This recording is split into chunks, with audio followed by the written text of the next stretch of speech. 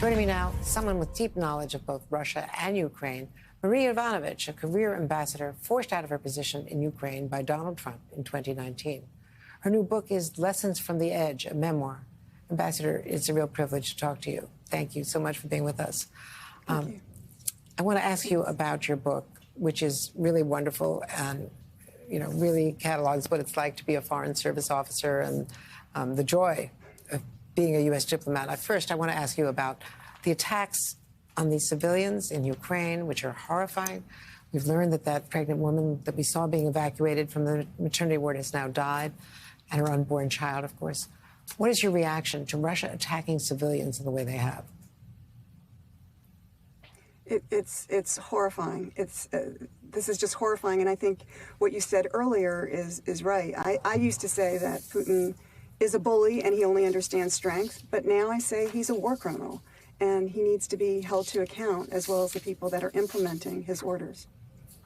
Explain to me the sort of diplomatic hesitance of the U.S. government, almost standing alone among Western governments, in not saying that these are war crimes, saying that they need to be investigated. I understand that that we're not members of the ICC, the International Criminal Court. We don't recognize it. There are other venues, there are other ways. But how can you look at these attacks and not call them war crimes? I really don't know. As you are aware, I've retired, and so I no longer speak for the U.S. government. No, I know. But there are processes for all of these things, and so perhaps that is the hesitation, that we have not gone through a process of investigation and so forth. But I think for the average person, such as myself, it is pretty clear that the indiscriminate killing that is going on in Ukraine right now, targeting everybody, is a war crime.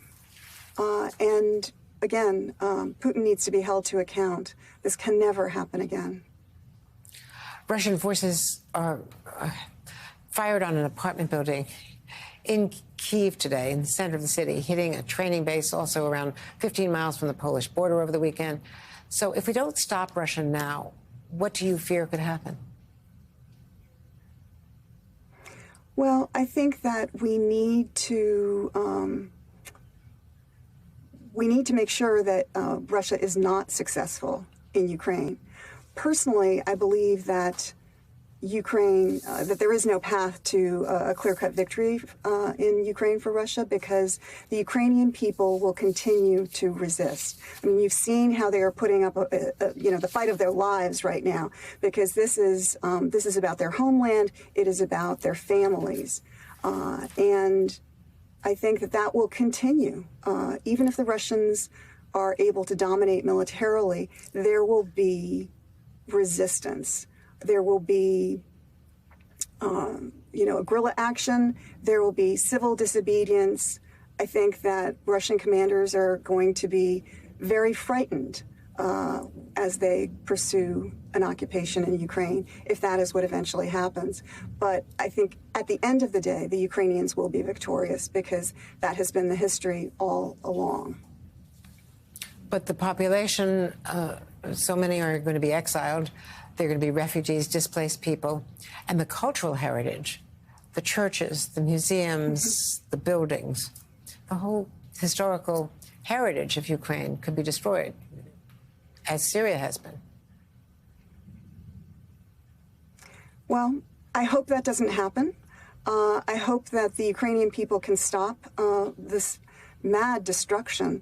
And I hope that we will continue to review. We've done a lot already to provide support for Ukraine, but I hope that we will continue to review what forms of assistance the U.S. can provide, as well as the rest of the West, to Ukraine to continue to fight back. That is absolutely essential, because while nobody wants to push Putin over the edge, we also can't let him set the terms of this war. He is the aggressor here. He invaded Ukraine and frankly isn't even acknowledging that there's a war. The Russian people, if they listen to government TV, they don't even know that. And so we can't let him set the debate, because what we know from history you know, whether it's Syria, whether it's Chechnya, whether it's Georgia in 2008, Ukraine in 2014, Ukraine again in 2022.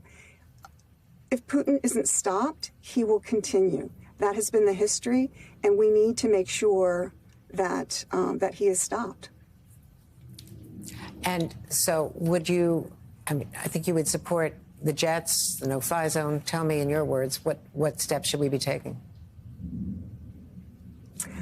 Honestly, I would leave that to military experts, but I think we need to be stronger and perhaps more creative in our approaches, because this is a challenging situation, and the future of Ukraine is on the line, but perhaps even further down the line, as you indicated, Putin has made no bones about the fact that he wants to reconstruct the Russian Empire, the Soviet Union, however you want to look at it, and he wants to destroy the international rules-based order, an order that has brought unparalleled prosperity, unparalleled freedom, and unparalleled security since World War II. Now, Lessons from the Edge, your really wonderful book, spans your career of 33 years in the Foreign Service, your childhood, of course. But the State Department was so hollowed out during the Trump administration. A lot of people left after you were impacted because they were so outraged by it.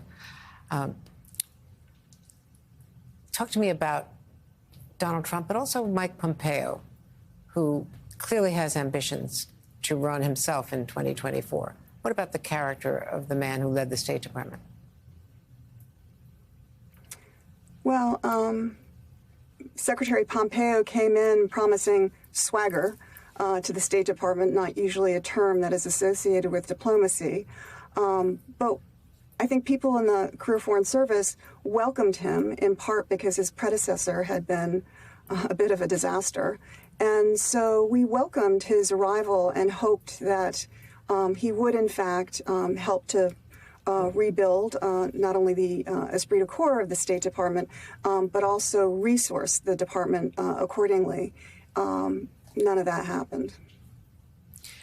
And what is your concern about the State Department now? It's being reinvigorated, but how much has the U.S. lost by all of these veterans leaving the government, including yourself, of course? Well, I think anytime you have a hollowing out of an institution, it takes years to rebuild. And so I think we're just at the beginning of that process. We need the resources, we need the personnel, we need political cover to do our jobs and to do them in the way that that makes us most effective. We also need to look at the challenges of this century and modernize how we do our work. So there are a lot of challenges ahead, but I think the State Department can become, that strong diplomatic force again.